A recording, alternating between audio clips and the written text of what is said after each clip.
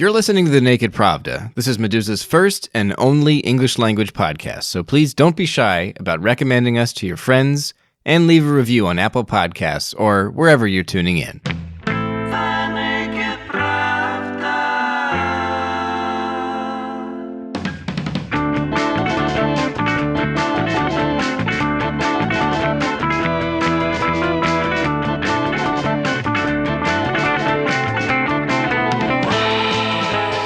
Welcome to The Naked Pravda. I'm recording this on Friday, July 24th, and I'm your host, Kevin Rothrock, the managing editor of Meduza's English Language Edition. And on today's show, we're going to broach a subject that usually makes my eyes roll. This is something that every single Russia scholar or reporter is asked 1,000 times in a year, or a day, or a week, I don't know. And for the most part, the only answer possible is a big, steaming pile of bullshit. The question I'm talking about is this. How does Vladimir Putin see Russia, or the world, or whatever? If you printed out every article published in the mainstream Western media about Russia and spread them across a football field, or soccer field, or a large field, and you threw a dart, like a lawn dart, let's say, up into the air, 9 times out of 10, wherever it lands, you'd hit something that grasps at how Vladimir Putin sees things. It's one of those riddles some especially articulate people can do a lot with, but ultimately everybody's just sort of stabbing in the dark. The longer you're in this field, the more annoying this stuff becomes. That's my take. But there are exceptions here. And last week, Meduza published something that sidesteps this sort of speculative nonsense that surrounds most of the how does Vladimir Putin see things question by getting at something more concrete. Polling. Sociological polling, surveys, that kind of stuff. So I think that's a much neater approach to this whole question of how Putin sees things. Rather than attempt remote psychology, let's focus on the research that we know informs his policymaking. And that's what a July 16th report by Andrei Pertsev and Maxim Solopov does. It's a deep dive into the secret surveys conducted by Russia's Secret Service, or the Federal Protective Service, aka the FSO. As always, here on The Naked Pravda, I mention Meduza's reporting because it is a gateway. It's the gateway to today's podcast subject, which is sociology and public opinion polling in Russia today. So on today's show, I'll talk to 2 sociologists about their field in Russia. But first, let me give you a little context about the FSO secret polling, because it comes up in the conversations you're about to hear. First, for the most part, the general public in Russia is unaware that the FSO, in addition to guarding top state officials, is responsible for conducting sociological surveys and monitoring popular opinion and the country's political situation. The agency's findings are never published, but these data inform some of the Kremlin's most important policymaking. For example, fairly recently, FSO polls showing rising national discontent reportedly influenced the Putin administration's decision to expedite the reopening of Moscow and the rollback of the coronavirus quarantine measures there in the capital. The FSO isn't the Russian state's only sociological enterprise either. There's also the state-owned FSO, or the Public Opinion Research Center, and then there's FOM, the Public Opinion Foundation, a nonprofit organization that works primarily with the Kremlin. Now, in this matrix of different polling agencies, the FSO's work is considered to have a more conservative bias, and its polling, and especially its analysis and interpretations, are more pessimistic on average. Whether that's because their methodology is flawed or their institutional philosophy is skewed, that's a matter of debate. But multiple sources assured Meduza that the Putin administration puts a lot of trust in the FSO's polling, which is reason enough to say that it shapes, in parts at least, how Putin sees Russia.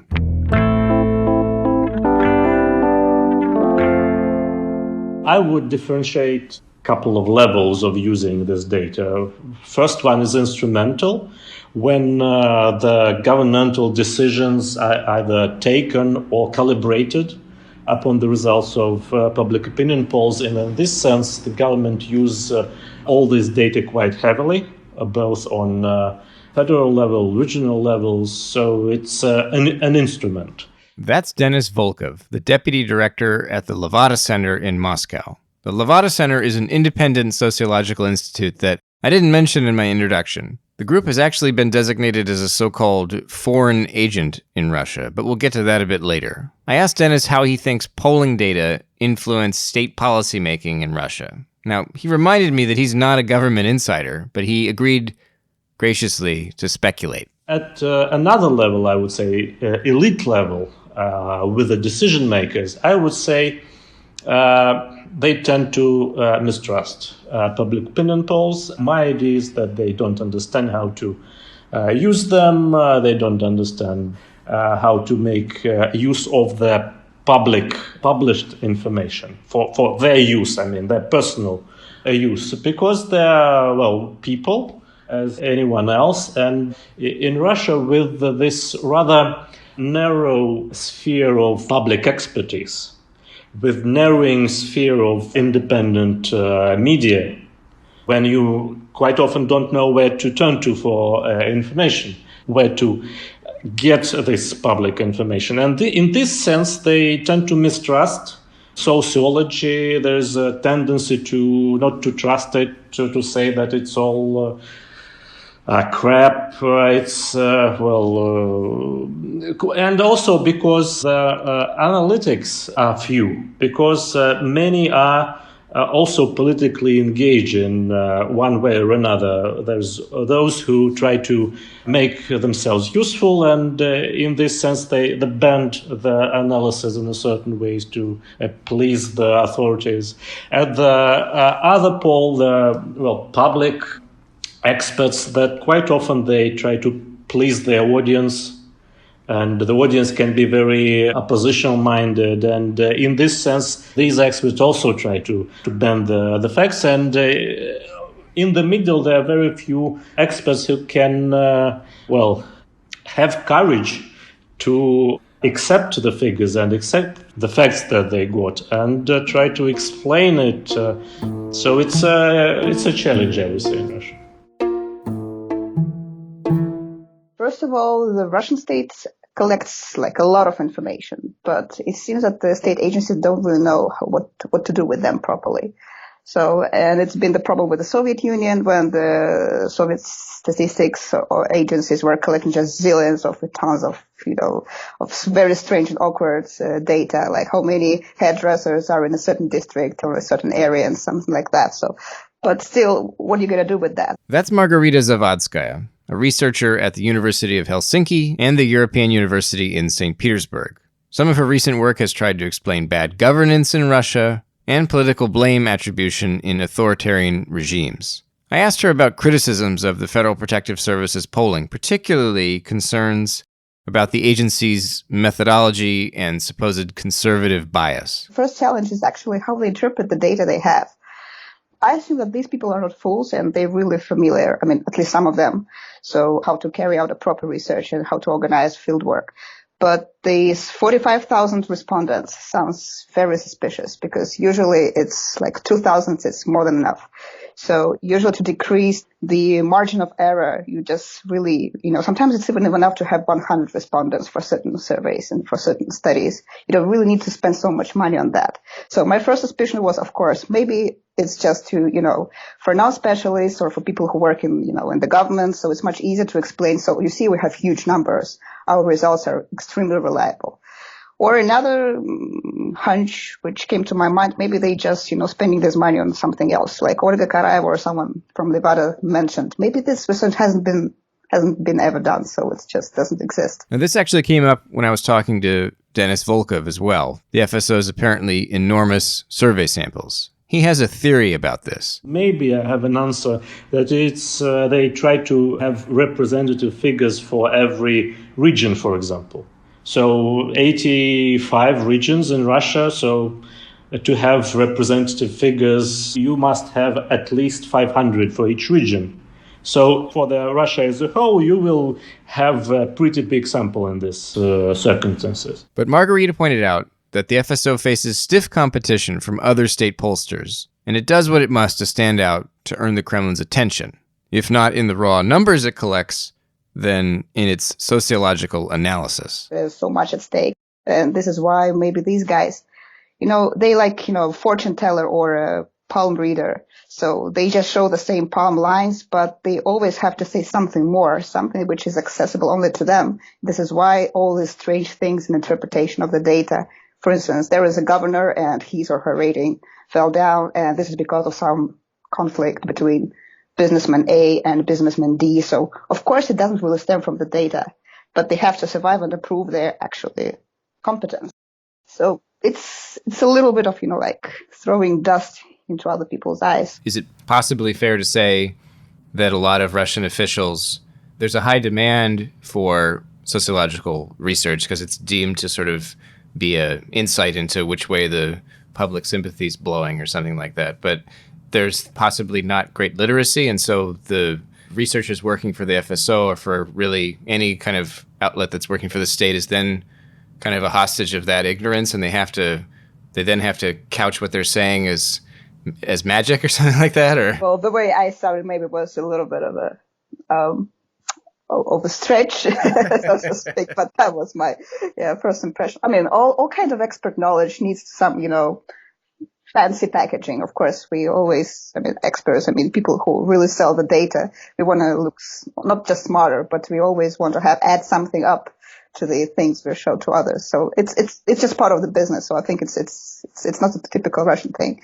But when it comes to these situations, I think they really suffer maybe from some methodological issues. As far as we know, so the way the data are collected, this abrupt, excerpts of information that leak to us. So it seems that they do experience some issues, but on the other hand, they really have strong incentives to actually manipulate with this data and to consistently present them in a certain way, because it's just a question of political survival. So again, there is so much at stake. Denis Volkov also says that agenda-driven sociology is very common in Russia, for the state and for some opposition groups, though he argues that his organization, the Levada Center, does its best to stay objective, which he says is best achieved through transparency. On some occasions, the Levada Center has even been able to compel other pollsters to release data that they'd been sitting on. If they're working for the state, they are not allowed to publish the results because, like in every business, those who order the survey, they have the results and they can ban releasing them. But they often do release the polls, right? So yes, they do, but I would say they only release the results they're allowed to release. And quite often you will not find the results on some political issues before a Levada Center publishes the results. Then they, of course, go and publish because, there is no mystery about it anymore. And actually, I would say it is the same with, for example, Navalny Foundation. They were also doing some public opinion polls on constitution, and they also released the results only after we published. So in this sense, we're in the middle. So these bodies are related to politics. They're agenda-driven, you'd say. Yeah, and there are many smaller firms, smaller organizations who do public opinion polls, but they try to stay low on the radars and not to publish the results, just not to have troubles with the authorities, whether they work with authorities or not. It's just not always good to be public about these results. Margarita Zavadskaya agrees that Russia is home to many intrepid sociologists, but she says it's not as easy as she'd like to find researchers who have mastered what she calls modern techniques of data collection. Sometimes it's very challenging to find someone in Russia in the field who is really familiar with modern techniques of how data is supposed to be collected or what the quality research should really look like. So, and Levada and I think FOM are one of the most reputable agencies. So there are some smaller agencies that are familiar with I would say, international standards of data collection. But again, so sometimes if you really want to run an experimental research, which is a big deal for me personally, so I'm not just asking people certain questions, but usually we really want to expose our respondents to certain treatments and see how they react in a randomized manner. So this provides us with like a more, I would say, causal leverage, causal inference, so to speak. Can you give me an example of a study like that? For instance, just to give you an example, you can ask a person just to provide a news message. So this news message is very positive or apologetic of Vladimir Putin's actions. So what do you think about it? And you can also randomize the source of the message. For instance, a state aid, TV channel or Echo Moskvy, like one of the more or less opposition radio stations, media outlets, and then see how people react to further questions. For instance, where they are approve of the government and other things. So we did something very similar when we were studying the rally around the flag effect after the Crimean annexation in 2014. So when we found out quite interesting results. So people do really react to these messages, and then they slightly change their opinion. You can do that using some kind of computer interface? That's the ideal situation, yeah.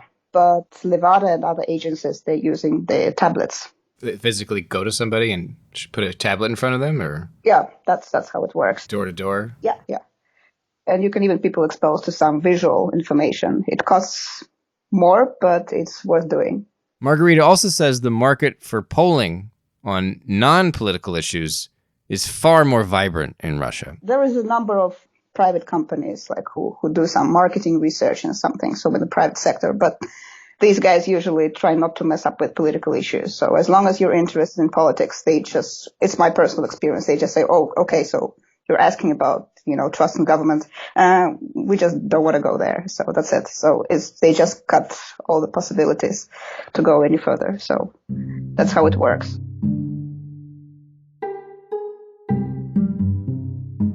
Thinking about this aversion to politics in Russian public polling, I asked Denis Volkov if there are any ways around this. Are there tricks that sociologists in Russia can use to circumvent potential fears about answering overtly political questions? Like, are sociologists able to ask questions that don't appear to be political, but that they can then apply to political analysis? Well, there are certain tricks that sociologists try to use. I'm not sure that all of them work. I mean, try to misguide people about your goal and so on. I don't think this works. I think it's more about building trust between the respondent and the interviewer, and also building the questionnaire in a such way that the questions you ask, they seem, when it's logically fine. Quite often people just don't mind answering even political questions, because quite often, and ordinary people, not maybe on the top level, elite level, where people they have much to lose answering, speaking their mind. With ordinary people, they not that afraid of answering because, it doesn't matter for them, and they have their opinions quite often on many issues. Now, the Levada Center's current status, are they registered as a foreign agent, or what is the status now for the Levada Center? Yes, we are registered as a foreign agent since, I think, 2016. And do you have to tell respondents that when you call them up? No. Or is that that goes on the website or on something like that? Yeah, website and on publications. Actually, we try to figure out how many our respondents know about it. Couple of years ago, we were asking these questions. It was about 1% of our respondents that they knew about Levada Center. With people coming on focus groups in Moscow, quite often they know because they try to find out where they're going. But when it's just a public opinion poll, face-to-face or telephone, people are not aware of who we are. I assume that if you were forced to tell every respondent that, it would make it a lot more difficult to establish that bond of trust you were describing earlier. Of course. Yeah. Sure. Mm-hmm. Has the Levada Center suffered from having been designated with that label? Well, yes, we were, fined. Rather big fine, several thousand dollars in rubles, of course. We have restrictions in publishing the results of the electoral research during electoral campaigns. And there's also, I would say, a lack of access to state funding. Quite often, if you try to work with governmental bodies, quite often they would not like to work with us. And as the state sector is very big in Russia, it is kind of a problem. Meduza spoke to a few sociologists who say that the polling methodology that they're aware of, because obviously no one's totally sure except for the people who are doing it, and they're not commenting to journalists about it, but that they believe that the FSO's polling methodology looks to be fairly weak. Does that assessment sound accurate to you? Like, generally, like, what's your take of what we know about the FSO's polling? The main problem with this method is that it is closed. With our method, everyone can understand how we get our figures. And also, we, in a sense, check what SOM and FOM are doing. They are checking what we are doing and publishing. So we check each other. And in this, and also many experts who would just try to look into our figures, understand them, and also they're critical about what we are doing. And actually, this helps us to maintain the level of quality of our results, both we, bigger firms, and other institutions. So in this sense, this openness helps to ensure the quality of the survey. When the methodology is closed, no one have access to it. It's a big problem, because always there are some problems, there are mistakes. And if you do not have access to this information, you will never know there are these mistakes and problems. And in this sense, I think that in FSO, no fools are working. I believe they're good professionals, because they, have this, a status.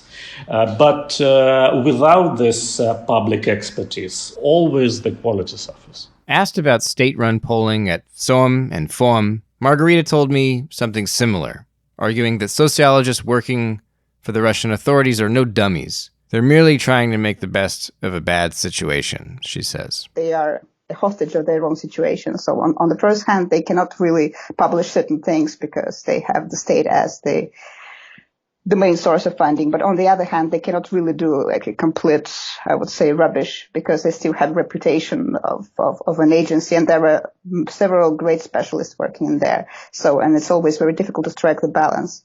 So they just trying, their best to circumvent all these challenges.